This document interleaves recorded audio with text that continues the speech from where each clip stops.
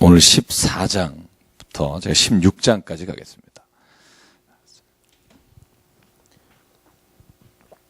너무 무리하게 욕심 안 내고요. 딱 1시간 동안 저희가 가도록 하겠습니다. 되게 좋아하시네요. 네. 네. 제가 좀처럼 제 비디오를 잘 안 보거든요, 동영상을. 근데 이제 우리 안 목사님이 올리다가 한번 보시라고 그래서 뭐 이러이러한 저런 그래서 한번 봤더니 길더라고요. 제가 보는데도 길더라고요. 1시간 25분, 1시간 30분 그렇게 지금 115회 강의했더라고요. 그래서 제가 보니까 130회 정도 아니야 한 150회 정도면 아마 신약이 끝나지 않을까 생각이 드는데요. 자, 지금 제가 다시 포인트 좀 있으시면 포인트하고 이거 보면서 같이 할게요. 제가 아무래도 여러분이 좀 지도를 좀 많이 보시는 게 앞으로 이해하시는 데 좀 도움이 될 것 같고요. 그래서 제가 좀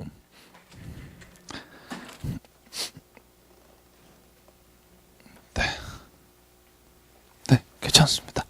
제가 여기서 그냥 판서에 비디오 보시는 분은 판서 못 보게 여기서 쓸게요. 네. 1차라고 되어 있는 거 해주시면 될 것 같고요. 자, 여러분 좀 기억을 떠올리겠습니다. 자, 바울이 몇 번의 선교 여행을 떠나죠? 3번에 걸쳐서 떠나고요. 마지막 21장 이후에 여러분 27장, 28장에 보면 로마로 가는, 실제로 로마는 선교 여행이라고 말하기가 좀 그런 게 포로로 끌려가서 그곳에 가택연금이 됩니다. 그러니까 실은 그곳에서 아예 감옥에 들어가는 건 아니고 이제 마지막 28장 후반절에 보면 가택연금이 됐다가 거기서 성경은 끝나지만 기독교 교회사를 보면 1차 해금이 돼서 나와요. 나와서 실은 여부지 디도서를 보면 디도서하고 빌레몬서가 여러분 성경에 있다는 거 아시죠? 네. 디도서를 보면 그레데 섬에 갔다고 돼 있어요. 교회사를 보면. 그래서 1차 연금에 풀려나서 그레데 섬이라고 해서 여러분 보면 이탈리아 밑에 쪽에 그레데 섬이 있습니다. 이쪽 저쪽에. 그래서 그곳에 디도를 두고 돌아오게 돼요. 그래서 다시 2차 연금 되고 풀려나면서 바울도 로마에서 순교한 거라고 저희가 알고 있는데, 그래서 디도서에 보면 1장에 디도를 그레데 섬에 남겨두고 왔다. 너 참 목회 잘하고 있다. 이런 위로의 편지가 거기 있다는 걸 여러분이 디도서 읽다 보면 알게 될 겁니다. 자, 보시면 제가 1차 선교에 한 번만 더 여러분 설명을 드릴게요. 지금 우리가 어디를 가고 있는지를. 자, 안디옥에서 바울과 바나바가 선교 파송이 되잖아요. 그래서 섬으로 제일 먼저 가죠. 그래서 실람이 갔다가 바보 지역, 이름이 바보가 아니라 지명 이름입니다. 바보. 여기서 바 예수하고 하는 무당을 만나잖아요. 그죠? 그 사람을, 그죠? 말 못하게 하고, 그래서 거기에 있는 서교 총독이 기억나시죠? 회개하고 예수님을 영접하게 되고요. 이 구브로 섬을 떠나서 밤빌리아의 버가, 밤빌리아라고 하는 게 이 지역 이름이고요. 버가는 지명입니다. 버가에서 누가 떠나죠? 마가라고 하는 요한이라고 되어 있는데, 마가, 보통 우리가 통칭 마가라고 하는데요. 마가가 여기서 어떤 이유인지는 모르지만 돌아가고 예루살렘으로. 이곳에서 바울과 바나바가 계속 선교 여행을 떠나게 돼서 안디옥에 갔죠. 여러분, 지난주에 우리가 안디옥까지 갔어요. 이 안디옥하고 여기 안디옥이 두 군데 있다 그랬죠. 그래서 여기를 보통 우리가 시리아의 안디옥이다 라고 말한다고 그랬죠. 여러분, 이곳은 비시디아의 안디옥. 비시디아가 지명이에요. 시리아도 지명이에요. 지역 이름이고 안디옥은 동일합니다. 우리에게 중요한 건 이 시리아의 안디옥입니다. 여기가 선교지 파송하는 곳입니다. 안디옥 교회가 그리스도인이라고 부림을 당했더다. 이게 여기 안디옥입니다. 이 비시디아 안디옥에서 지난주에 우리가 말씀을 회당에서 바울이 전하는 내용, 그죠? 이스라엘 역사를 쭉 훑으면서 너희가 예수를 죽였다. 그러니까 사람들이 노발대발하면서 거기에 있는 귀부인들과 사람들을 막 꼬셔서 바울과 바나바를 죽이려고 하니까 오늘 14장에 도망간 곳이 어디냐 하면 이고니온이라는 곳입니다. 그래서 안디옥에서 이고니온으로 도망가는 장면이 오늘 전개되고요. 이고니온에서 다시 루스드라와 더베로 가서 오늘 선교하는 장면이 쭉 나오는데, 그래서 1절을 보시면은요. 네, 말씀하시죠. 이거는 1차만. 네. 1차만. 2차는 여기 보여주실래요? 그러니까 실은 요게 간 거고요. 요게 돌아온 거예요. 그래서 죄송해요. 네. 그러니까요. 2차는 이제 있을 거다. 이제 요게 2차고요. 요 색깔로 진한 게 2차다. 이제 이렇게. 네. 3장이 있습니다. 3차까지. 그래서 이제 요게 있다가 이제 여기가 이제 미리 한번 둘러보면 그러니까요. 역시 장로님 좋습니다. 이 드로아가 어딘지 아시죠? 2차 선교 여행에 오늘 아마 저희가 드로아까지 갈 것 같아요. 그래서 빌립보까지 가려고 하는데 16장이 빌립보인데요. 요 드로아가 요 지역이 이 드로아라고 하는 곳에서 바울이 환상을 봐요. 마게도냐 사람들이 와라. 마게도냐라고 하는 것은 이 전체 지역을 말합니다. 마게도냐. 옛날에 그 알렉산더 대왕의 고향이 마케도냐죠. 마케도냐 출신인데 전 유럽을 휩쓸었잖아요. 이 마케도냐가 지역 이름이고요. 마케도냐의 관문이 어디냐면 빌립보예요. 네아폴리는 바울이 선교한 내용이 안 나오고 네아폴리 거쳐서 빌립보에서 첫 번째 사역을 하는 게 이제 15장 36절 이하에 나오는 2차 선교의 시작입니다. 그래서 요 빌립보는 우리가 너무 잘하는 거 하나 있잖아요. 다른 건 다 기억이 안 나지만 빌립보 감옥에서 바울과 실라가 찬송할 때 옥문이 열렸다. 그게 16장. 그래서 요 빌립보가 그래서 중요하고요. 빌립보가 왜 중요하냐면 이따 하겠지만 첫 번째 가정교회가 시작된 게 2차 선교여행이 빌립보예요. 나머지는 다 어디서 설교를 했죠? 바울이? 설교를 어디서 했죠? 가는 곳마다 맨 처음에 비시디아 안디옥이랑 이고니온 오늘 들어가는 데도 어디죠? 집이 이제 처음 빌립보에 나오고 회당이에요. 그러니까 실은 교회가 없기 때문에 유대인들이 모여 있는 곳, 그리고 유대인이 아닌 이방인이지만 복음이 아니라 유대인으로 이렇게 개종한 사람이 있죠. 그런 사람들이 회당에 모여 있거든요. 그래서 여러분, 우리가 지난주에 1차 선교 여행에 보면 요 안디옥, 비스디아의 안디옥에서 왜 바울이 막 말씀 전할 때 그 안에 이방인도 있었습니다. 그래서 말씀을 전하는데 회당에 예배하고요, 기독교에 예배하고요, 지금 저희가 드리는 예배하고요, 아주 큰 차이가 없습니다. 회당이요, 이렇게 돼 있어요. 회당 예시기에 보면 제일 처음에 있는 게 뭐냐면요, 신명기 6장 1절부터 읽어요. 그게 뭔지 아세요? 쉐마 이스라엘, 이스라엘아 들으라, 하나님은 한 분이시니로 시작되는 쉐마 이스라엘 기도문을 읽습니다. 그리고 난 다음에 율법서나 예언서를 읽어요. 그렇게 성경을 읽고 나면 누군가가 일어나서, 회당장이든 아니면 지도자가 일어나서 설교를 하거나 권고의 말씀을 합니다. 여러분, 우리 바울이 이곳에서 일어나서 말씀을 전했잖아요. 그때 잘 보시면 성경에 13장에 보면 바울에게 말하기를 청해요. 당신이 저 예루살렘에서 왔으니까, 유대인이니까, 그리고 여러분 잘 아시겠지만 가말리엘의 수제자인 건 안지 모르는지 모르지만 한 말씀 하시죠. 그랬는데 이 회당에 있던 사람도 어떤 기대를 했냐 하면 율법을 설명해 줄 걸 기대하고 하라 그랬는데, 거기서 예수 그리스도를 너희가 믿지 않으면 구원받을 수 없다 이렇게 하니까 여기서 바울을 죽이려고 하고, 그래서 1차 선교여행에 오늘 저희가 가는 지도를 1차로 보여주시면, 자 이제 설명은 됐고요. 그래서 안디옥에서 그 말 듣고 죽이려고 하니까 이고니온으로 오늘 온 장면입니다. 이고니온에서 어디로 가면 회당으로 가요. 그래서 1차 선교여행은요, 가정교회가 없고요, 회당만 돌다 와요. 그래서 오늘 본문 한번 볼까요? 자, 1절부터 4절까지 저하고 교독할게요. 자, 이에 이고니온에서 두 사도가 함께 유대인의 회당에 들어가 말하니 유대와 헬라의 허다한 무리가 믿더라.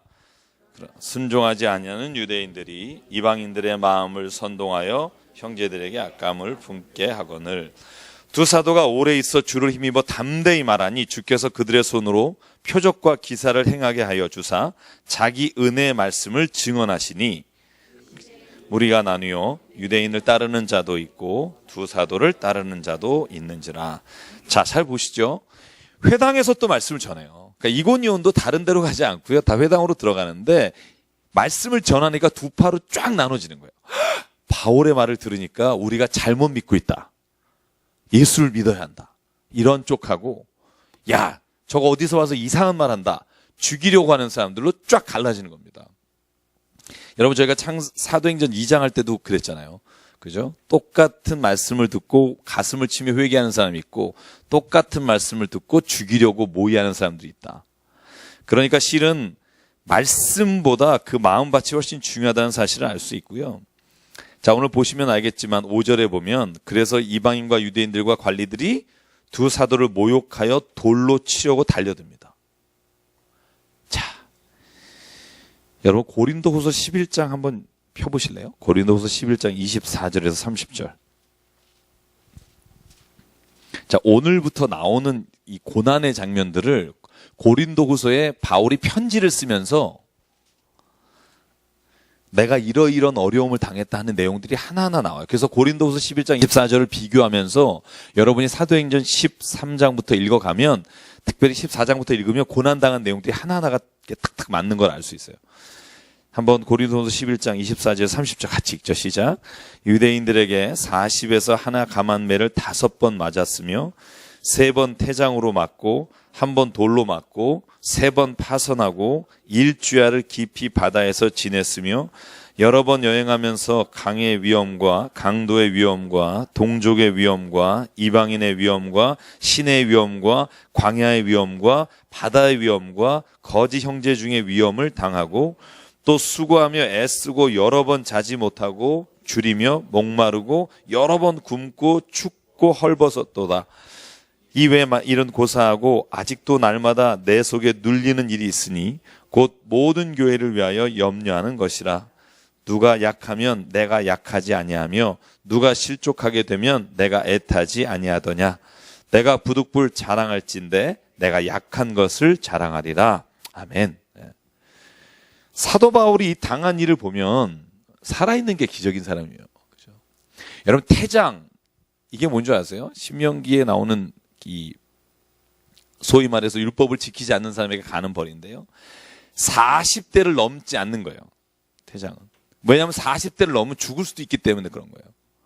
근데 40에서 한 대를 감했다. 39대를 맞았는데 몇 번 맞았다고 돼 있어요? 5번 맞았어요. 3번 태장으로 맞고. 그러니까 이게 보면 바울이요 죽을 만큼 맞은 거예요. 오늘 이 장면을 보면서 이제 오늘 쭉 본문을 읽어가다 보면 이제 루스드라나 이런 장면에서 그런 일들이 나오게 되는데요. 자, 그래서 죽이려고 하니까 도망간 데가 어디냐 하면 루가오니아가 지역 이름이에요. 루가오니아는 지역에 루스드라와 더베라고 하는 지명이 있는 거예요. 그죠? 경상남도에 그죠? 부산이 있나요? 맞죠? 예. 이 뜻이 그죠? 경상남도가 루가오니아고 그 안에 루스드라와 더베가 있어요. 예. 그렇게 이해하시면 좋고요. 자, 그래서 루가오니아의 두 성 루스드라와 더베로 갔습니다. 자, 거기서 루스드라에서 복음을 전하는데요. 루스드라에서 바울이 당한 일이 여기에 나오는 돌로 맞고 죽을 뻔했다는 내용이 이제 여기에 나오는 거예요. 고린도후서 11장에. 자, 보시죠. 루스드라에 발을 쓰지 못하는 사람이 있습니다. 나면서부터 걸어본 적이 없는 사람. 그런데 9절에 보면 바울이 보니까 야, 구원받을 만한 믿음이 있어 보여요. 그래서 바울이 이렇게 말합니다. 10절에 내 발로 일어서라. 그러니까 벌떡 일어나죠. 베드로가 했던 거하고 비슷하죠. 사도행전 3장에 선전 민문에 앉아 있는 사람에게 그죠? 걸어보지 못한 사람에게 주 예수의 이름으로 일어나 걸으라는 것처럼 바울이 일어나 걸으라 말하니까 일어납니다. 그러니까 11절에 보면 거기에 있던 사람들이 다 루가오니아 방언으로 소리 질러 신들이 사람의 형상으로 우리 가운데 왔다라고 하며 바울과 바나바를 제사 드리려고 해요. 바울과 바나바를 이렇게 태우려고 그러는 게 아니라 바울과 바나바에게 제사하려고 오늘 성경에 보면 13절에 소와 화환을 두고 제사장이 와요. 이 제사장은요, 유대인 제사장이 아닙니다. 여러분 그 지역에도 얼마나 그 신전들이 많아요. 그 신전을 섬기는 제사장들이에요. 여러분 루스드라도 그렇고 아테네도 그렇고 아덴이라는 데도 원체 많잖아요. 거기에는 뭐 여기 오늘 나오는 신만 헤르메스 있고요, 제우스 있고요, 신전이 하나씩 있잖아요. 제우스 신전 있죠, 헤르메스 신전 있죠. 자, 오늘 본문에 보면 그래서 바울과 바나바가 기적을 일으키니까 이 사람들을 신처럼 여겨서 제사 드리려고 옵니다. 여러분, 그때 오늘 14절, 5절, 한번 16절, 15절 두 개만 한번 같이 읽어볼게요. 14, 15절 시작. 두 사도 바나바와 바울이 듣고 옷을 찢고 무리 가운데 뛰어 들어가서 소리 질러 이르되 여러분이 어찌하여 이러한 일을 하느냐? 우리도 여러분과 같은 성정을 가진 사람이라 여러분에게 복음을 전하는 것은 이런 헛된 일을 버리고 천지와 바다와 그 가운데 만물을 지으시고 살아계신 하나님께로 돌아오게 함이라. 바울과 바나바는요, 자기가 우상이 되는 것과 자기가 하나님의 자리를 대신하는 것이 제일 두려운 사람이에요. 실은 저희가 목회자든 아니면 어느 누구든 제일 두려워야 될 것이 바로 이 부분이라고 생각합니다. 내가 하나님과 같이 여김을 받는 것은요, 죄입니다. 그 사람이 아무리 선하고 아무리 사람 보기에 참 훌륭한 인물이고 우리가 종교적으로 말하면 엄청난 성령의 능력을 행하는 사람이라 할지라도 절대로 하나님의 그 자리를, 하나님의 높임을 받는 자리를 자기가 대신할 때 그 사람은요, 하나님을 대적하는 사람이 되는 겁니다. 우리가 그거에 대한 확신이 없으면 우리가 속아 넘어가게 돼요. 세상의 천하에는요, 의인이 없습니다. 우리가 그렇게 사람을 만드는 것뿐이에요. 그게 교황이든 그게 어떤 목사님이든 사람이 자기가 의지할 곳을 만드는 것이지 진짜는 어느 누구도 바울과 바나바처럼 해야 합니다. 옷을 찢으며. 여러분, 이 옷을 찢는다는 게 참여하는 거예요. 왜냐하면 내가 그렇게 보인 게 죄라는 거예요.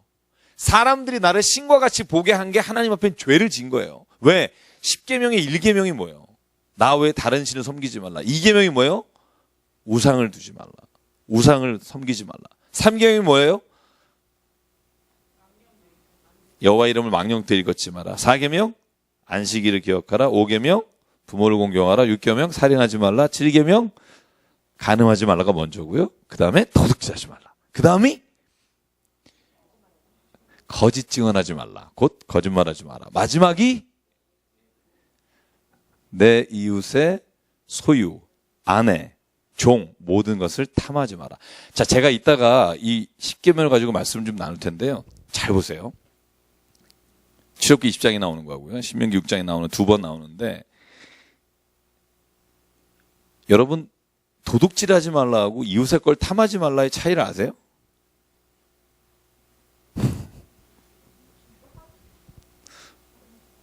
자, 차이를 아세요? 물건과 사람 또.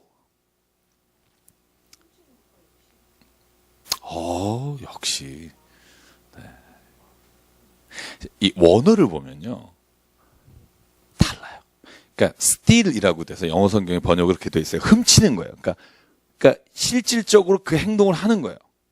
그런데 이웃의 것을 탐하지 말라는 원어를 번역한 영어 성경에 보면 covet라고 돼 있어요. 그러니까 남의 것을 가지려고 하는 욕망을 가지는 거예요. 열망을 가지는 거예요. 그러니까 실제로 말하면 생각이에요.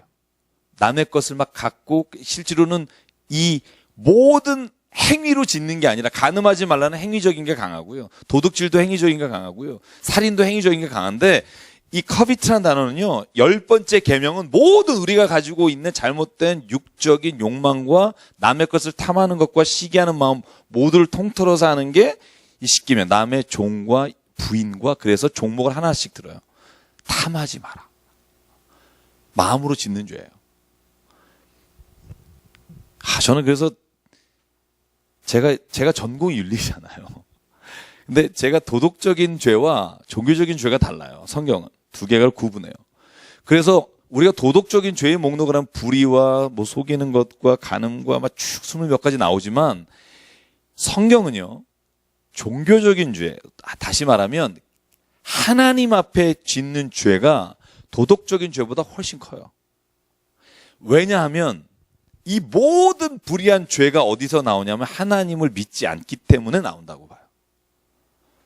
그래서 1계명이 뭐냐면 내 하나님 외에 다른 신을 섬기지 말라.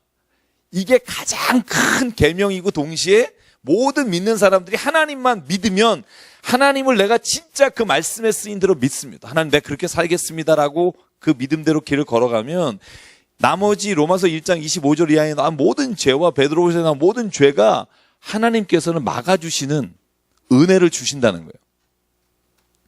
그래서 우리가 짓는 모든 도덕적인 죄가 여러분 5번부터 나오잖아요. 부모를 공경하라부터 살인하지 마라, 간음하지 마라, 도둑질 마라. 근데 그 이전에 4가지는 다 하나님에 관한 법률이 있는 이유가 거기에 있습니다. 봐요. 우상을 섬기지 마라. 여러분 이건요. 2가지 의미가 있어요. 하나는 하나님 외에 다른 신을 섬기는 거. 그것도 우상을 섬기지 말라지만 성경에 보면 내 삶의 다른 것을 하나님의 자리에 놓는 것도 우상이에요. 돈도 우상이 되고 자식도 우상이 되고 모든 게 우상이 될 수 있는 거예요. 그래서 하나님을 진정으로 공경하고 하나님을 정말 신뢰하고 믿고 그 믿음대로 살아가면 우리가 이 땅에서 우상같이 섬기는 모든 것들로부터 자유할 수 있다는 거죠. 그래서 성경이 강조하는 건 뭐냐면 모든 도덕적인 죄의 근원은 하나님이 내 안에서 확신과 믿음으로 있지 않기 때문에 오는 거라는 거예요. 저는 그 말에 전적으로 동의합니다. 그래서 우리는 도덕적인 죄를 질 때마다 내가 이길 수 없을 때마다 내가 왜 이러지 하고 돌을 닦아야 되는 게 아니라 하나님께 가까이 가야 되는 거예요. 그러니까 해결점이 세상과 달라요. 세상은 인내하고 그죠? 어떻게 하든지 내가 그 안각에 뭐 이렇게 울타리를 치고 하지만 실제로 성경은 어떻게 하라고 하냐면 여호와께로 돌아와라. 그러니까 하나님을 믿고 가면 하나님의 그 다른 모든 것들을 하나님께서 지켜주신 은혜를 주신다는 거예요. 그래서 교회나 우리 기독교가 말하는 죄로부터 해방되는 길은 죄를 안 지려고 애쓰는 게 아니라 예수 그리스도의 십자가의 은혜 앞에 들어오는 거예요. 내가 날마다 주님 앞에서 주님의 선하심과 그 인자하심을 늘 믿고 가는 길에 하나님이 우리를 인도해 주시는 것을 체험하는 거죠. 자, 어쨌든 그래서 오늘 바울과 바나바는요, 자기를 신처럼 여기는 사람들에게 옷을 찢으며 우리는 당신과 성정이 똑같은 사람이다. 여러분에게 복음을 전하는 것은 이런 헛된 일을 버리라고 하는 건데 헛된 일을 나에게 경배하려고 하는 일을 하나님께서는 기뻐하지 않으신다. 천지, 바다와 그 가운데 만물 지으신 하나님께로 돌아와라. 여러분 이 믿음도 우리에게 있기를 원합니다. 그리고 나서 하나님께서 하늘로부터 비를 내리시고 결실을 주시는 선한 일을 우리에게 하시는 분이다. 그 하나님이 그분이시다. 그리고 18절 같이 읽죠. 시작. 이렇게 말하여 겨우 무리를 말려 자기들에게 제사를 못하게 하니라.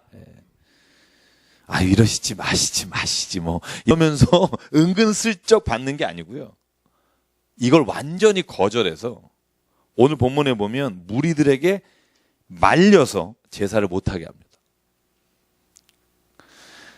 자, 그리고 나니까 18절에 어떤 일이 생겨요? 아까 우리 지도에서 봤듯이 앞에 있었던 곳들이 있잖아요. 그죠? 비시디아의 안디옥과 이고니온에서 반대했던 사람들이 여기까지 와요. 이 먼 길까지 와요. 원정 와서 루스드라에서 바울과 바나바를 고소하고 죽이려고 합니다. 자, 그래서 어떻게 돼요? 19절. 안디옥과 이고니온 온 사람들이 무리를 충동하여 돌로 바울을 쳐서 죽은 줄로 알고 시외로 끌어내쳐요. 자, 잘 보십시오. 이 장면하고 비슷한 장면이 뭐예요? 사도행전 7장 58절에 보면 사도행전 7장은 누가 순교하는 장면이죠? 스데반이 순교하는 장면이에요. 스데반이 순교할 때 거기서 옷을 던졌던 사람이 누구예요? 바울이에요. 그러니까 스데반이 설교를 길게 하고 나서 야, 저놈을 죽여라 한 게 바울인데 오늘 돌로 쳐 죽인 바울이 자기가 스데반을 돌로 쳐 죽인 거하고 똑같이 복음을 전하다가 루스드라에서 돌로 침을 당해서 쓰러져요. 사람들이 왜 왔냐면요, 죽은 줄 알고 갖다 버린 거예요. 성벽 밖으로. 잘 보시면요, 사도행전 7장 58절 이하에는 스데반을 성 밖으로 끌고 가서 돌에 쳐서 죽여요. 믿지 못하시겠으면 확인하시고요. 오늘은 근데 성 안에서 돌로 쳐 죽여서 밖으로 내쳐버려요. 여러분 원래 율법에는요, 성 안에서 돌로 쳐 죽이지 못하게 돼 있어요. 그래서 스데반을 죽일 때는 성 밖에 데리고 와서 쳐 죽였는데 오늘 이 무리들이 얼마나 흥분했으면 바울을 성 안에서 돌로 쳐 죽인 다음에 죽은 거 확인하고 갖다 버린 거예요. 여러분 루스드라 보신 적 있으세요? 루스드라에 제가 오늘 사진을 준비 못했는데 루스드라가요, 성벽이 이렇게 높아요. 거기서 던지면 죽어요. 좋기 4m는 넘어요. 던졌어요. 내쳤더라. 던졌어요. 근데 얼마나 웃긴 줄 알아요? 오늘 본문에 보면 제자들이 와서 성경 한번 보실래요? 어떻게 하는지. 20절 볼게요. 자, 제자들이 어떻게 해요? 둘러섰어요. 이건 뭐냐면 바울이 죽었나 안 죽었나 확인하러 온 거예요. 바울을 이렇게 구하러 온 게 아니라 둘러서서, 우리 원어 성경에 보면 그런 뉘앙스가 굉장히 강합니다. 제자들이 둘러섰는데 바울이 일어나는 거예요. 얼마나 놀랬겠어요. 돌 맞아서 밖에 내쳤는데 그 내친 곳에 가서 제자들이, 바울의 제자들입니다. 제자들이 보니까 그곳에서 바울이 툴툴 털고 일어나요. 그리고 성으로 들어갑니다. 그러니까 제자들이 루스드라에 있을 위험하니까 더베로 데리고 갑니다. 더베는 한 30km 동남쪽 아래쪽에 있는 거예요. 그 멀리 데리고 갔어요. 그리고 와서 21절 보면, 자, 21절 22절 같이 읽어볼게요. 시작. 그 성에서 전하여 많은 사람을 제자로 삼고 루스드라와 이고니온과 안디옥으로 돌아가서 제자들의 마음을 굳게 하여 이 믿음에 머물러 있으라 권하고, 또 우리가 하나님의 나라에 들어가려면 많은 환난을 겪어야 할 것이라 하고, 각 교회에서 장로들을 택하여 금식 기도하며 그들이 믿는 주께 그들을 위탁하고, 요까지 읽죠. 자, 바울도 정말 대단한 사람이에요. 여기 한번 보시죠. 그러니까 보세요. 루스드라에서 복음을 전하다가요, 안디옥과 이고니온에서 온 사람들이 루스드라에 있는 사람들을 충동해서 돌을 던져서 죽은 줄 알고 완전히 넘어진 바울을 성 밖으로 내쳐요. 바울의 제자들이 너무 안타까워서 둘러보는데 바울이 벌떡 일어나요. 그런데 다시 성에 들어가서 복음을 전해요. 다시 루스드라에 들어가요. 이걸 보면 뭘 알 수 있냐면 보통 사람은 아니에요. 보통 이런 복음에 사로잡힌 사람이 아니에요.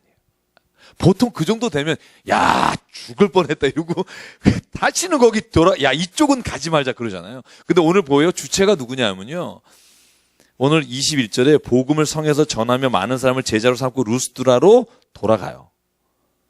복음 전하러. 자, 여러분, 이 복음이 우리에게 온 겁니다. 저는 이게 얼마나 감사한지 모릅니다.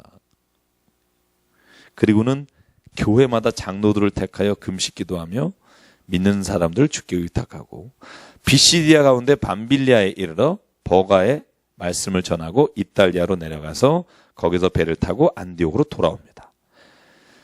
자, 이것이 1차 선교 여행의 끝입니다. 13장, 14장. 다시 안디옥으로 돌아옵니다. 거기서 목회를 잘하고 있습니다. 그런데 15장은 어떤 일이 생기냐 하면, 유대인 중에 바울과 바나바의 사역을 싫어하는 사람들이 생겼어요. 왜냐하면 할례를 받지 않게 하고 율법을 따라 살지 않게 하는 거예요. 그러니까 이 유대인 중에 바울을 반대하는 사람들이 고소한 거예요. 이 바울과 바나바가 우리 유대교가 아니라 기독교를 혼탁하게 하고 있다. 잘 보세요. 여기 아까 바울의 고백이 있죠. 나를 위협하는 사람 중에 이방인도 있고 동족의 위험도 있다. 그런데 또 하나의 위험이 뭐냐면요, 기독교인인데 율법주의자 기독교가 있어요. 기독교인이. 잘 보세요. 15장은요. 자, 제가 여기 잠깐만 쓸게요. 저거 보기 전에. 15장은요. 사도행전 15장. 굉장히 중요한 장입니다. 여러분 한번 이건 그냥 15장은 첫 번째 전 기독교의 첫 번째 공의회가 일어난 거예요. 공의회가 뭐냐면 모든 교회 지도자들이 모여서 문제가 생겼을 때 그 문제를 해결하려고 회의를 연 게 공의회예요.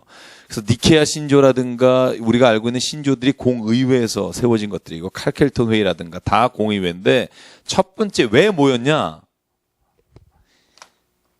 기독교인 중에 두 파로 나눠진 거예요.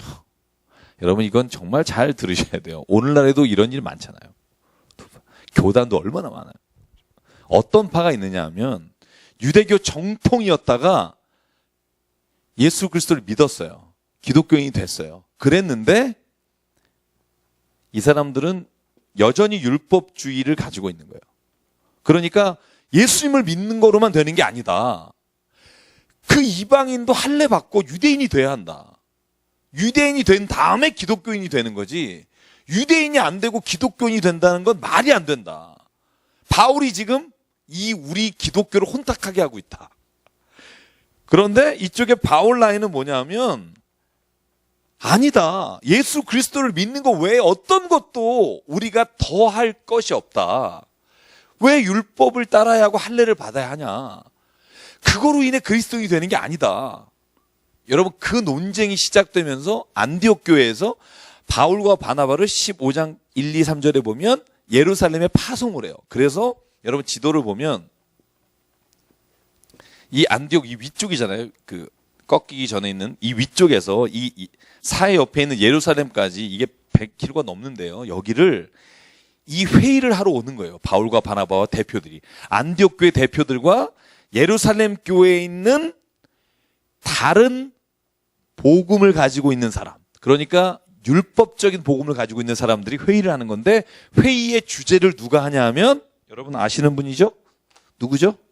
예루살렘 교회에서 이 첫 번째 재판이라고 해야 되나? 공의회를 인도하는 사람이 누구냐 하면 수장은 야고보입니다.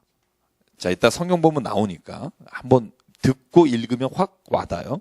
그냥 읽으면 잘 느낌이 안 오실 텐데, 이 야고보는 세베대 아들 야고보도 아니고 알페오의 아들 야고보도 아니고 예수의 동생 야고보라고 돼 있고요. 자, 야고보가 15장의 중반 이하에 보면 선고문을 내려요. 그런데 그 전에 증언하는 사람이 누구냐 하면 베드로예요. 그래서 우리가 뭐라고 말하냐면 예루살렘 교회의 지도자는 야고보와 베드로였다, 이런 말을 목사님들이 종종 해요. 왜 하냐면 이 15장 때문에 그래요. 15장을 보니까 야고보가 선고를 내리고 베드로가 옆에서 말씀을 나누고 바울이 가서 증언을 해요. 자, 그 장면을 한번 보겠습니다. 첫 번째 교회 안에서 이런 논쟁과 분란이 있었을 때 어떻게 해결하는지, 이걸 보면 우리 교회나 아니면 우리 교단이나 이런 문제들, 서로 가지고 있는 신앙의 색깔 때문에 생기는 문제들을 해결하는 방식이 나올 거예요. 한번 볼게요. 자, 15장 볼게요. 자, 제가 요약해서 읽어갈게요. 잘 보십시오. 어떤 사람들이 유대로부터 내려와서 형제들을 가르치되 너희가 모세의 법대로 할례를 받지 아니하면 구원받지 못한다. 예수 믿는 것 때문에 구원받는 것 아니라 할례도 받아야 한다. 그때 바울과 바나바와 그들 사이에 적지 않은 다툼이 일어납니다. 싸움이 일어나요. 그러니까 이 문제를 대해서 바울과 바나바와 몇 사람을 예루살렘에 있는 사도들과 장로에게 보냅니다. 자, 이해 가시죠? 자, 그리고 나서 3절, 교회가 전송합니다. 바울과 바나바를 환송해요. 내보내요. 근데 대단하죠. 자, 여기 한번 잠깐만 보세요. 바울과 바나바는요, 지금 안디옥에서 여기 100km 예루살렘 내려가는 길에 어느 나라가 있냐면, 지역이 있냐면 페니키아라는 지역, 베니기라는 게 페니키아예요. 옛날에 말하면 페니키아라는 나라가 있었잖아요. 페니키아가 이 지중해잖아요. 지중해 연안을 끼고 있는 두로와 시돈이 페니키아 지역인데, 이 지역과 사마리아, 여러분 알죠? 사마리아, 그죠? 이 위에 갈릴리 옆쪽으로 해서 사마리아, 예수께서 수가성 지나갈 때 이쪽에 내려오면서 바울과 바나바는요, 이 지역에 있는 페니키아가 이방인 지역이거든요. 이방인에게 복음을 전하면서 내려오는 거예요. 이 장면이 그거예요. 내려가는 길에 오늘 보시면 베니기와 사마리아로 다니며 이방인들이 죽게 돌아오는 일을 말하여 형제들이 다 크게 기뻐하고. 그래서 기억나는 말이 있더라고요. 제가 이 말씀 준비하면서 때를 얻든지 못 얻든지 복음을 전하라. 진짜 이 여기에 내려가는 길, 그 얼마나 여기서 지금 예를 들어서 예루살렘 결정이 바울과 바나바가 잘못됐다 그러면 파면될 수도 있는. 그런데 그 내려가면서 복음을 끝까지 전합니다. 그래서 예루살렘에 내려오니까 환대를 받아요. 4절에 보면. 자, 여러분 이 장면 보면 떠올라야 될 게 있어요. 사도행전 9장에 보면 여러분 바울이 예수님 체험하잖아요. 다메섹 가는 길에 체험하고 바나바가 데리고 예루살렘에 내려갔을 때 모든 사람이 두려워서 그를 보려고 하지 않았어요. 그죠? 그 몇 년 사이에 지금 이게 13년이 흘렀다는 사람도 있지만 바울과 바나바를 환대하잖아요. 굉장히 많이 바울에 대한 위치가 변해 있는 겁니다. 왜냐하면 그가 복음으로 인해 말씀을 전한 일을 들었기 때문에. 자, 그 다음에 이제 오늘 본론으로 들어가죠. 자, 예루살렘에 있는 교회와 사도들이 영접을 하고 하나님이 자기들과 함께 계셨던 모든 일을 말합니다. 그랬더니 5절 같이 읽을게요. 시작. 바리새파 중에 어떤 믿는 사람들이 일어나 말하되 이방인에게 할례를 행하고 모세의 율법을 지키라 명하는 것이 마땅하다 하니라. 옛날 말로 하면 우리 표현으로 하면 유교에 아주 강하게 붙잡힌 기독교인. 그죠? 그렇게 생각하면 딱 맞아요. 바리새파 중에 믿는 사람이에요. 그러니까 기독교인이 아닌 건 아니에요. 예수님을 믿기로 했어요. 근데 바리새파 출신이니까 할례도 하고 율법도 하고 예수도 믿고 이러자는 거예요. 여러분, 그랬더니 누가 일어나요? 7절에 베드로가 벌떡 일어나서, 베드로는 성격이 급하죠. 말합니다. 뭐라고 말해요? 내가 이방인을 복음을 전했다. 내 입에서 복음의 말씀을 들어 믿게 하시려고 오래전부터 너희 가운데 나를 택했다. 너도 알지 않느냐? 하나님이 우리와 같이 그들에게서 성령을 주셨다. 고넬료 얘기죠. 10장 11장에 나오는 그들을 깨끗하게 하셨다. 우리와 차별하지 않으셨다. 10절 같이 읽게 시작. 그런데 지금 너희가 어찌하여 하나님을 시험하여 우리 조상과 우리도 능히 매지 못하던 멍에를 제자들의 목에 두려느냐. 11절. 그러나 우리는 그들이 우리와 동일하게 주 예수의 은혜로 구원받는 줄을 믿노라 하니라. 아멘. 그죠? 베드로가 뭐라 그래요? 야, 율법 우리도 못 지키면서 우리도 허덕이고 힘들어하고 그것 때문에 정죄하면서 왜 이방인들에게도 율법을 목에 걸려고 하냐? 딱 하나, 주 예수 그리스도 외에는 구원할 자가 없다. 여러분, 이단 구원법 복잡하고 막 이럴 필요 없어요. 주 예수 그리스도로 말미암아 구원받는다? 그럼 이단 아니에요.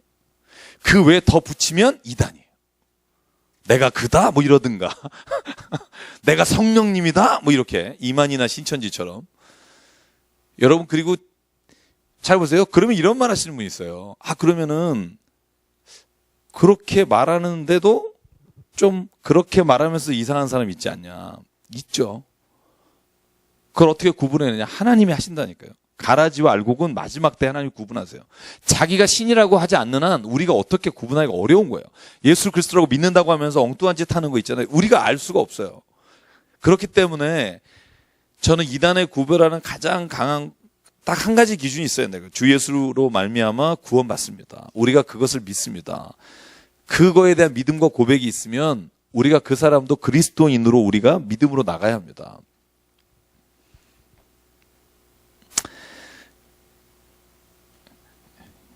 제가 좀 이따 좀 더 나간 다음에 설명 하나 드릴게요. 자, 그렇게 설명하고 나니까 그때 12절에 보면 바울과 바나바가 증언합니다. 자, 같이 읽게 시작. 온 무리가 가만히 있어 바나바와 바울이 하나님께서 자기들로 말미암아 이방인 중에 행하신 표적과 기사에 관한 말한 것을 들으니, 다 듣고 13절 누가 선고를 하죠? 야고보가 이제 그러면 너희에게 이렇게 할 것을 내가 권한다 라고 시작하는 게 13절에서 21절, 굉장히 큰 판결이지만 21절까지 자, 같이 한번 읽어볼게요. 시작. 말을 마침에 야고보가 대답하여 이르되, 형제들아 내 말을 들으라. 하나님이 처음으로 이방인 중에서 자기 이름을 위할 백성을 취하시려고 그들을 돌보시는 것을 시므온이 말하였으니 선지자들의 말씀이 이와 일치하도다. 기록된 바 이후에 내가 돌아와서 다윗의 무너진 장막을 다시 지으며 또 그 허물어진 것을 다시 지어 일으키리니 이는 그 남은 사람들과 내 이름으로 일컬음을 받는 모든 이방인들로 주를 찾게 하려 함이라 하셨으니, 즉 예로부터 이것을 알게 하시는 주의 말씀이라 함과 같으니라. 그러므로 내 의견에는 이방인 중에서 하나님께로 돌아오는 자들을 괴롭게 하지 말고 다만 우상의 더러운 것과 음행과 목매어 죽인 것과 피를 멀리하라고 편지하는 것이 옳으니 이는 예로부터 각 성에서 모세를 전하는 자가 있어 안식일마다 회당에서 그 글을 읽음이라 하더라. 아멘. 자, 야고보의 판결이 어떻습니까? 이게 아모스서에 나오는 말씀이에요. 구약에 말한 것과 이 예언이 일치한다. 아모스서 9장 11절 12절에 나오는 게 바로 오늘 16절에 나오는 말씀입니다. 내가 돌아와서 다윗의 무너진 장막을 다시 지을 것이다.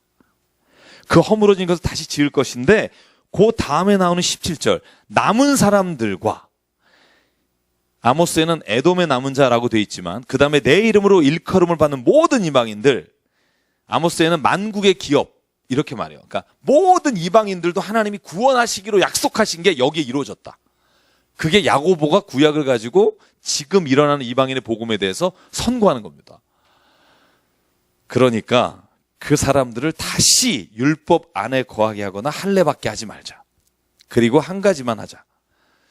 그러면서 이제 그 한 가지가 네 가지입니다만 실은 네 가지가 뭐죠? 하나는 우상의 더러운 것과 음행과 목매어 죽은 것과 피를 멀리하라.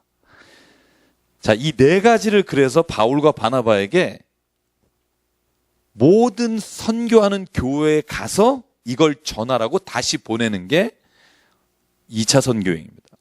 물론 파송의 장면은 없지만 바울이 바나바에게 우리가 이걸 가서 전하자 하면서 떠나는 게 2차 선교행이에요. 그래서 너무 기쁜 거죠. 왜냐하면 여태까지는 가는 곳마다 기독교인들 중에도 바울을 왜 너 할례 안 시키냐 이렇게 손가락질하는 사람이 있었는데 예루살렘 교회에서 이제 딱 공문을 준 거예요. 이제 그들에게 할례 받거나 아니 율법을 지키지 않아도 된다. 그리고 네 가지만 지켜라. 자, 우상의 더러운 것과 음행과 목매어 죽인 것과 피를 멀리하라. 따지고 보면 이거 두 개입니다. 왜냐하면요, 우상의 더러운 것과 음행은 같은 거예요. 왜 같냐 하면 여러분 호세아서를 보면 가늠한 여인이잖아요. 고멜과 호세아 이야기, 그죠? 너가 간음했다 하는 육체적 간음과 하나님에게 간음했다고 우상을 섬기는 것이 동일한 의미로 쓰여요. 근데 목매어 죽인 거를 왜 못 먹게 하는 줄 아세요? 목매어 죽인 짐승을 못 먹게 하거든요. 왜 그런 줄 아세요?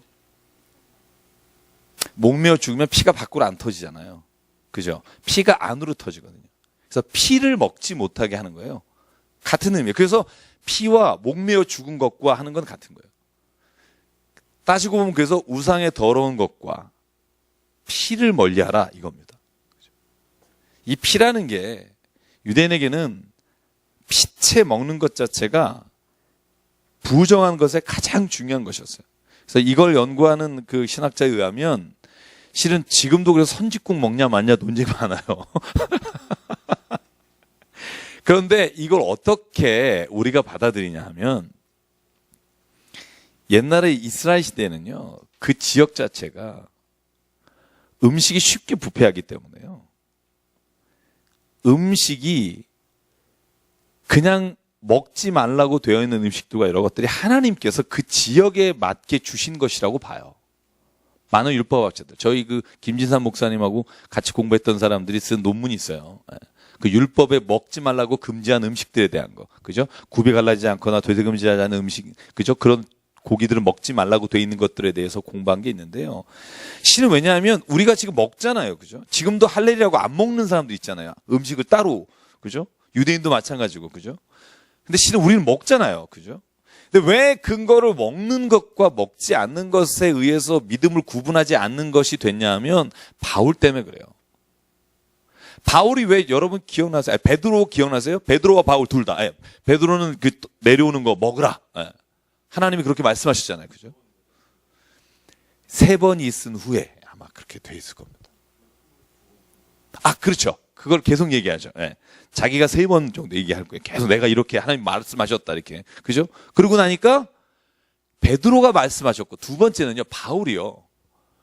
여러분 고린도전서에 보면 고린도전서의 문제가 가장 큰 게 두 가지예요. 나중에 고린도전후서 할 때 말씀드리겠지만 하나는 뭐냐면 고린도서 1장 12절에 나오는 말인데 교회가 분리가 됐어요. 막 싸우는 거예요. 뭐 때문에 싸워요? 아볼로파, 게바파, 바울파, 그리스도파 4개예요. 그래서 우리나라도 기독교 대한선결교회, 기독교 대한장로교회, 예수교 대한장로교회 있잖아요. 기독교가 뭐냐면 우리가 한자음으로 바꾼 건데 크라이스트란 말이에요. 그리스도란 뜻이고요. 예수교라는 건 예수예요. 그러니까 예수하고 그리스도하고 철저하게 갈라진 게 우리나라 교단이에요. 기독교 대한장로교회, 예수교 대한장로교회. 그죠? 예수교 대한장로교회 안에는 합동과 통합이 있고 기독교 대한장로교회는 우리가 보통 기장이라고 하잖아요. 그죠? 기독교와 예수님이 이렇게 갈라져 있는 거죠. 그때 바울이 뭐라 그래요? 아볼로나 게바, 베드로나 나나 바울이나 그리스도나 너희가 말하는 것, 이 파로 나눠진 것, 이게 죄라는 거예요. 너희는 나를 믿어서도 안 되고 아볼로를 믿어서도 안 되고 게바를 믿어서도 안 되고 내가 오직 전하는 것은 예수 그리스도이시니 그리스도를 믿는다 하면 그것이 아볼로 사람이든 어떤 믿음의 종류든 너희가 용납하라는 거예요. 예수가 그리스도이시라고 하는 것을 고백하지 않는 사람을 제외하면 고린도서 1장에 분명히 말합니다. 그리고 두 번째는 뭐냐면 우상에게 드렸던 음식을 먹어도 되느냐는 논쟁이에요. 그때 바울이 정확하게 말합니다. 제가 한번 설명한 적 있죠? 너희가 시장에 가서 음식을 먹을 때 이 음식이 우상에게 드렸던 것이냐 아니냐 말하지 말고 먹어라. 왜냐하면 우상에게 바쳤던 것이라도 네가 그 마음에 양심에 거리낌이 없으면 먹어라. 그런데 만약에 네가 먹고 있는데 누가 이거 우상한테 드린 건데 먹네? 누가 와서 너에게 그러면 그걸 먹지 마라. 너의 양심이 아니라 그 사람의 양심을 위해서 먹지 마라. 사도 바울은요, 우리가 생각하는 정도의 그냥 길거리에서 이렇게 신학하신 분이 아니고요. 정식으로 율법을 정말 가말리엘의 수제자로 바리새인 중에 바리새인으로 어떤 사람은 산헤드린의 70명 의원으로 일했던 사람입니다.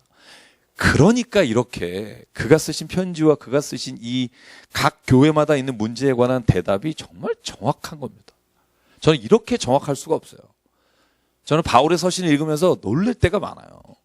그렇게 지혜로우시고 예수님을 그렇게 가장 값지게 하면서도 본인은 예수님을 가장 믿음의 구요 온전케 하시는 주님으로 이렇게 만들어 가시는.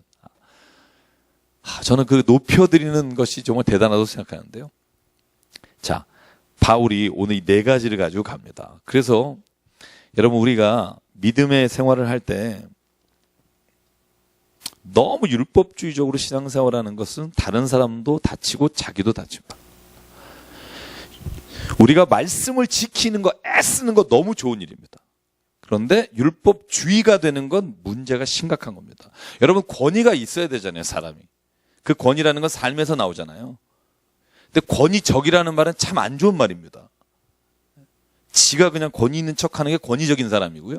권위가 있는 사람은 그 삶이 온전히 사람들의 존경을 받는 삶이고요. 마찬가지예요. 우리가 말씀을 지키고 내 안에 죄가 들어오지 않으려고 애쓰는 거, 여러분 이건 정말 너무너무 좋은 겁니다. 그런데 그것이 율법주의가 돼서 사람들을 정죄하는 도구가 될 때부터 나도 죽고 다른 사람도 죽는 거예요.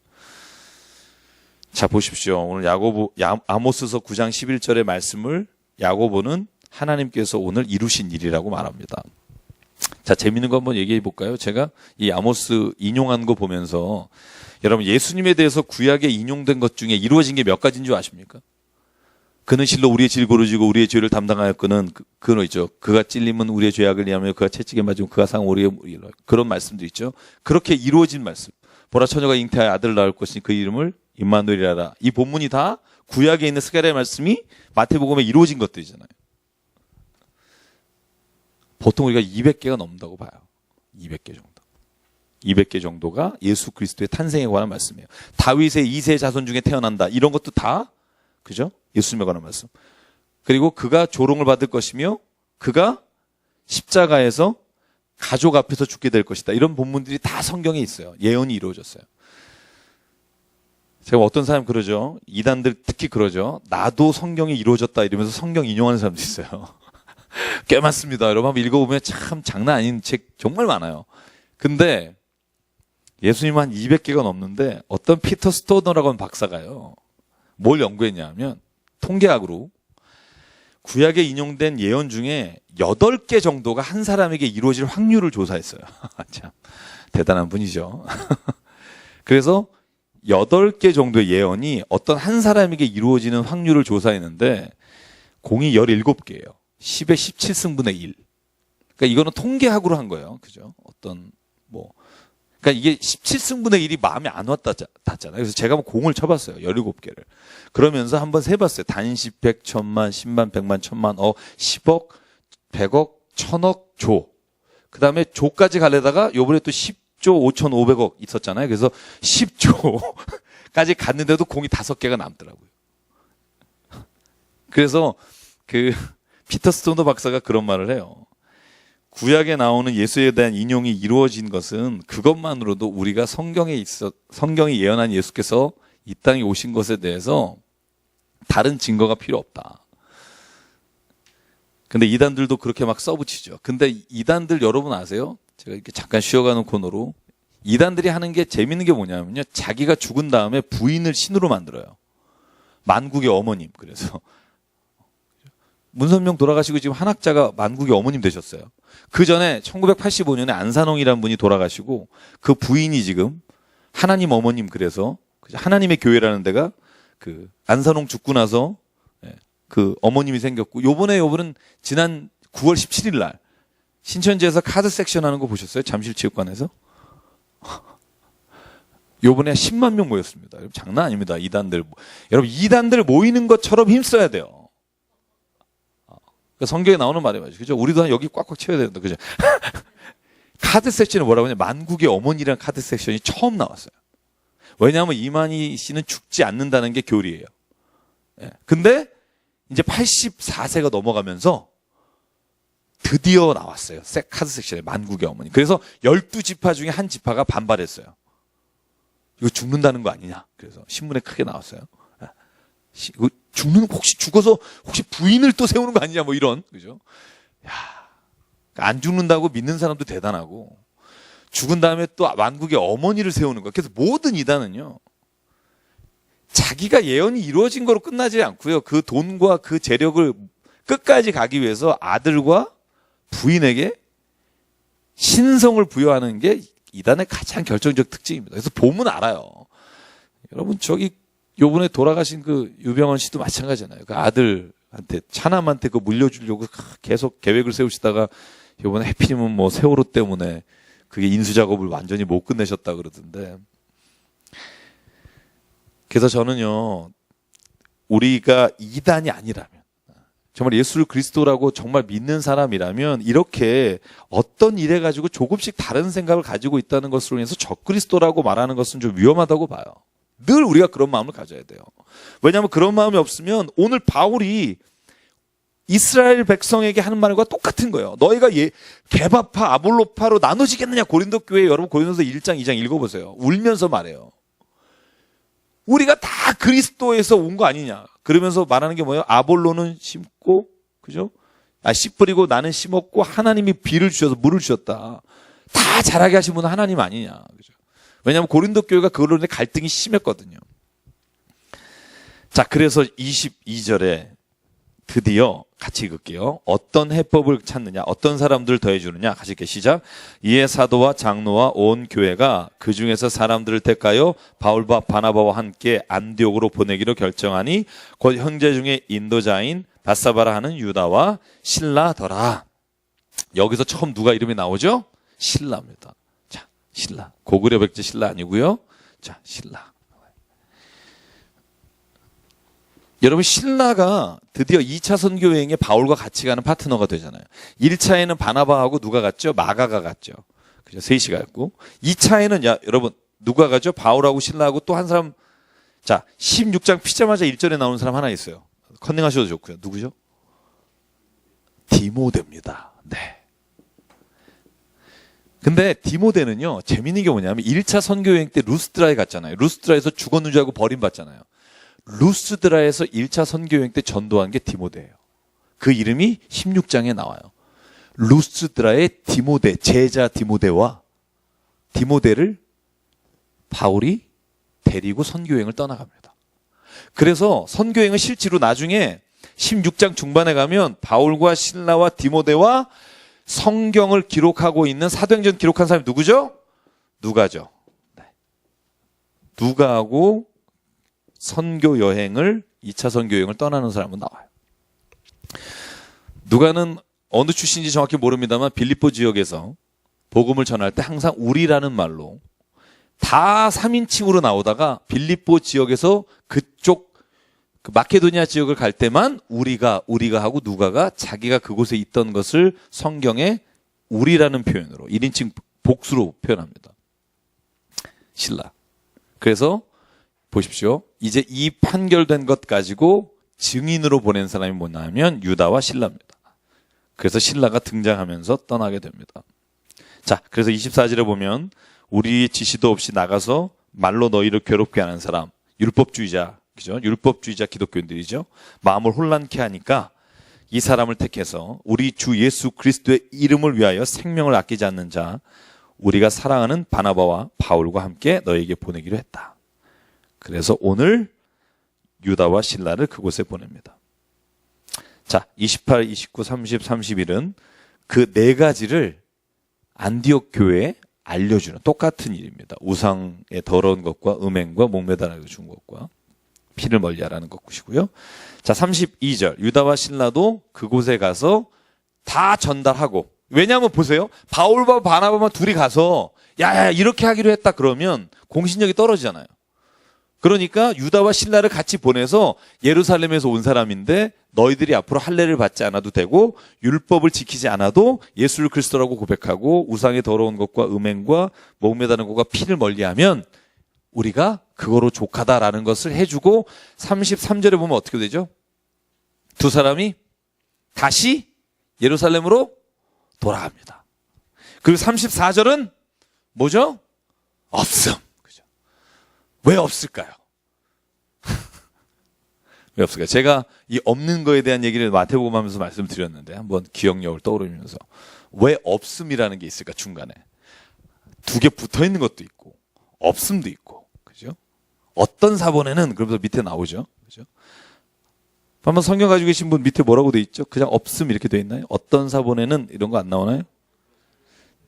자, 뭐라고 써 있죠? 어떤 사본에는 신라는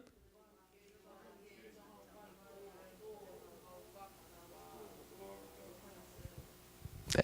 그러니까 쉽게 말하면 유다는 예루살렘으로 돌아가고 신라는 안디옥에 남기로 했다라는 말씀이 있는 사본이 있어요. 어떤 사본은 없고 어떤 사본은 34절이 있어요. 그러니까 우리가 그럴 때는 없음이라고 하고 밑에다가 추가하는 걸로 하자. 그게 성경의 공식 번역의 패턴이에요. 자, 이런 거 저희가 사본이 10,000개 정도 된다 그랬죠. 그죠? 이 사본마다 기록된 게 있고 빠진 게 있는데 요 패턴 34절은 있는 게 없는 게 거의 구분이 안 갈 정도. 그러니까 한두 개가 빠지면 늦지만, 그죠? 그럴 경우에 이 34절은, 근데 왜 이런 본문이 있겠어요? 좀 더 나중에 확실하게 하려고 추가했을 수도 있고 아니면 원래 있던 것을 뺐을 수 있는데 이런 거예요. 신라가 안디옥 교회에 있다가 바울과 함께 선교를 떠나잖아요. 그러니까 33절은 둘 다 떠난 것처럼 돼 있잖아요. 그러니까 34절은 신라는 남았더라라는 걸 남겨두고 그리고 2차 선교 여행을 바울과 함께 떠나는 말씀이 그래서 부연 설명으로 들어간 게 아닐까 생각을 하는 거죠. 그죠? 그러나 본문을 이해하는 데는 그죠? 전혀 어려움이 없습니다. 그래서 보면 바울과 바나바가 그래서 오늘 신라와 함께 있는 걸로 돼 있는데, 자, 35절 보면요. 바울과 바나바는 안디옥에서 말씀을 가르치고 전합니다. 36절 같이 읽을게요. 7절 시작. 며칠 후에 바울이 바나바더러 말하되 우리가 주의 말씀을 전한 각 성으로 가서 형제들이 어떠한가 방문하자 하고 바나바는 마가라는 요한도 데리고 가고자 하나 바울은 밤빌리아에서 자기들을 떠나 함께 일하러 가지 아니한 자를 데리고 가는 것이 옳지 않다 하여 하나도 서로 심히 다투어 피차 갈라서니 바나바는 마가를 데리고 배 타고 구브로로 가고 바울은 실라와 택한 후에 형제들에게 주의 은혜에 부탁함을 받고 떠나 수리아와 길리기아로 다니며 교회들을 견고하게 하니라. 밑줄 치시죠. 서로 심히 다투어 피탁 갈라지니. 그죠? 여러분, 바울과 바나바가 어떤 사이예요? 바울이, 그죠? 어느 누구도 무서워하고 인정 안 할 때 바나바가, 그죠? 다메섹에 가서 그를 데려갖고 예루살렘에 소개하고 안디옥 교회에 데려가서 목회 1년반 같이 하고 그리스도인이라고 불렀던 사람. 그리고 1차 선교여행 때 죽음을 같이 한 사람. 그런데 그냥 다툰 게 아니라 심히 다투고 피차 갈라져요. 이게 뭐예요? 셀라비. 인생이고 인간이다. 인간이 왜 그래요? 자, 보세요. 인정받지 못하고 힘들 때는 오히려 두 사람이 끈끈해요. 그런데 환대받고 이제 인정받을 때 되면 서로의 생각들이 드러나요. 그게 참 희한한 거예요. 어려움을 지날 때는요, 외부의 적과 싸우느냐고. 둘이의 문제는 웬만하면 넘어가요. 그래서 여러분 왜 이 공산주의나 전쟁에서 이렇게 국가를 이끌어가는 사람들이 대부분 안에 문제가 생기고 외부에 전쟁을 하잖아요. 그래서 외부의 적으로 인해 안에 대동단결하는 그런 게 전략 중에 하나인데, 실질은 그래서 우리가 늘 조심해야 되는 게 물질이 풍요로울 때, 좋을 때 조심해야 돼요. 없을 때는요 다투지 않아요. 성경에 보면 항상 없을 때 다퉈요. 없을 때 다퉈요. 왜냐하면 보세요. 먹을 게 없으면 모세만 대적해요. 하나님만 욕하고. 왜 먹을 게 없습니까? 이스라엘 광야에서. 그때는. 그런데 가나안에 정착해서 배부르면 지들끼리 싸워요. 가난한 자와 막 이렇게 해서 부패하게 되고. 왜냐하면 외부의 적이 사라지니까 이제 먹고 살만하면 안에서의 싸움이 시작되는 거예요. 그래서 제일 중요한 게 뭐냐면 우리가 처음 마음을 갖는 거예요. 처음 마음. 처음처럼은 왠지 다른 게 생각이 나서 어쨌든 처음 마음, 그죠? 처음처럼 그 마음을 가지면 저는 그래요. 제가 늘 생각하는 게 뭐냐면 나에게 은혜를 베푼, 저희 아버님 항상 하신 말씀, 제가 가온 말씀드리잖아요. 베푼 은혜 기억 말고 받은 은혜 잊지 말자. 이게 제 아버님이 주신 유언입니다. 그리고 가훈인데, 그 사람이 어떤 일을 하든 내게 은혜를 베풀었던 사람, 내가 그 은혜를 받은 사람이라 그러면 대적하지 않는다. 내가 아무리 누구에게 은혜를 주고 선을 베풀었어도 내가 잊어버리고 그걸 기억하지 않는 것이 그 사람을 만날 때 그 사람이 나한테 안 했다고 섭섭해하지 않을 수 있는 방법이다. 저는 그 말씀을 제가 성경 말씀 다음으로 늘 기억합니다. 늘. 왜냐하면 인생에서는요, 누구도 장담 못 하거든요. 누구도 장담 못 해요. 그래서 저는 오늘 이 장면 보면서 특별히 생각합니다. 참 우리가 모든 일이 잘 될 때 오히려 호사다마라고 주의해야 하고, 결국은 어쨌든 마가랑도 회복합니다. 그래서 바울이 마지막으로 자기와 함께했던 고마운 사람 이름 명단에 마가를 이름을 써요. 그런 거 보면 바나바의 이름은 안 나와요. 원어상도 굉장히 격한 겁니다.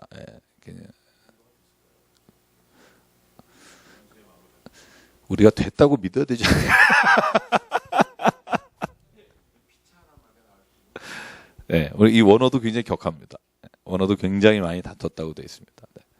자, 그럼 제가 딱 그냥 한 2분만 지도만 한번 보여드리고요. 2차 선교행. 그리고 이제 다음 주에 가볼게요. 딱 그 하나만 보고 저희가 마치겠습니다. 지금 딱 33분인데. 자, 이제 그렇게 떠난 여행이 16장부터 시작되는데요. 이제 저희가 중요한 포인트만 좀 찍어서 가면서 볼게요. 사도행전이 일단 읽다 보면요, 쉬운 것 같지만 몇 가지 사건을 제외하고 머리 안 남아요.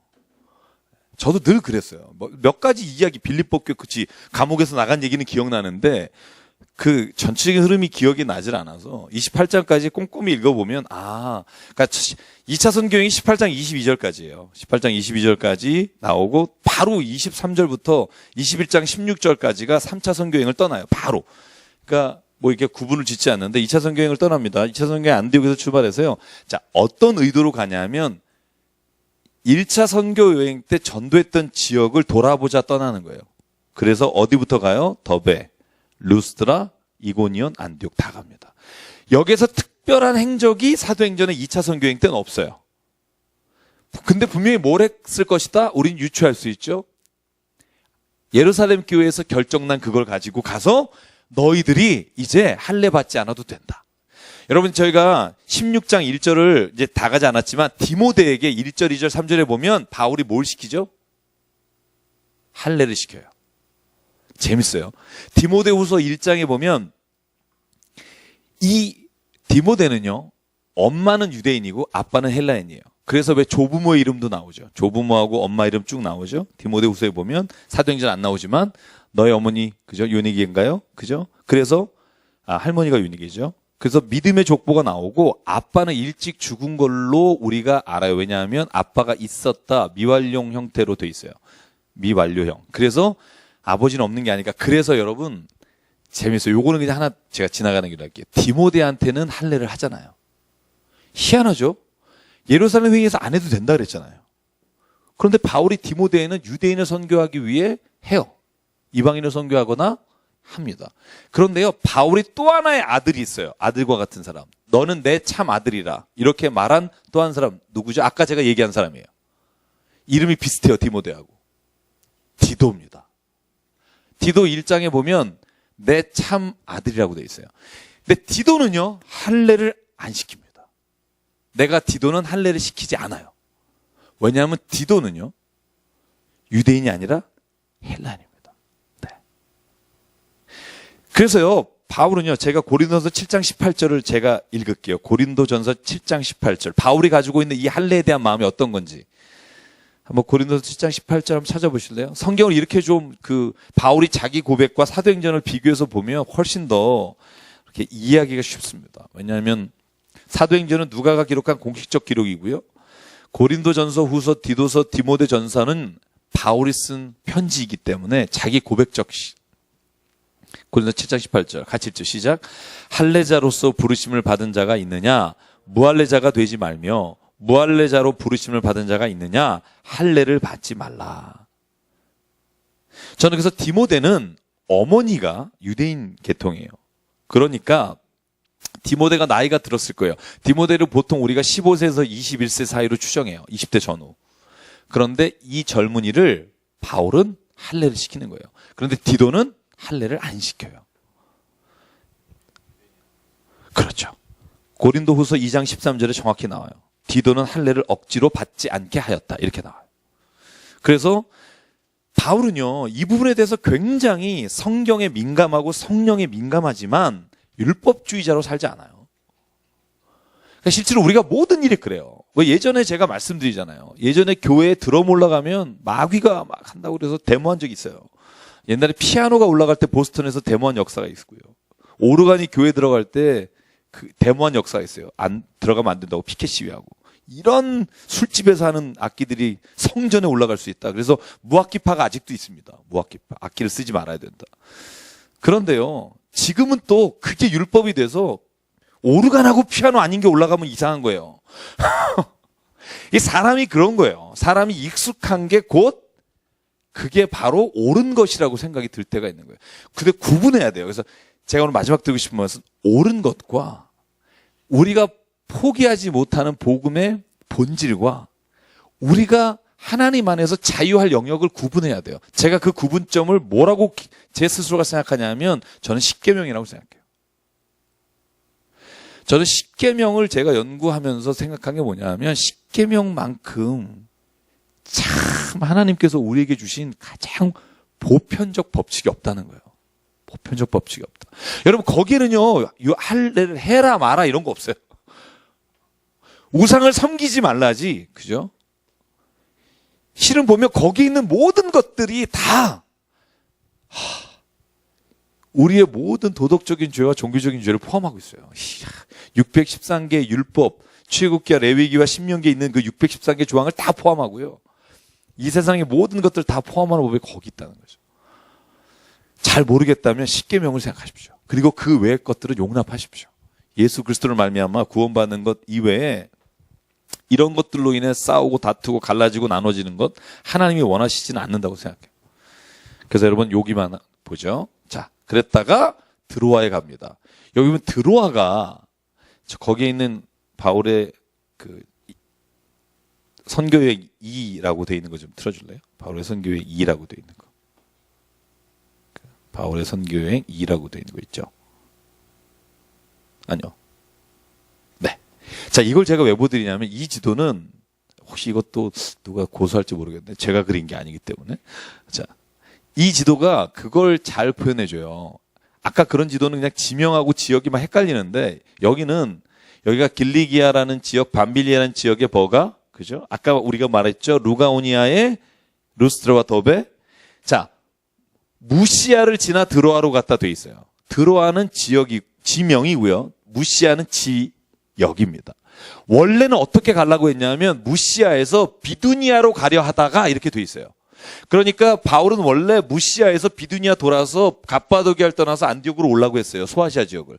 근데 비두니아로 가려고 하다가 드로아에서 환상 중에 마케도니아 사람들이 우리를 구원해달라 하는 환상을 보고 아까 말한 바울과 실라와 디모데와 누가가 넷이 모여서 이 환상에 대해서 이야기를 나누다가 하나님이 그쪽으로 우리를 보내신다 하여 우리가 그곳에 간다 하고 우리라는 표현을 써요.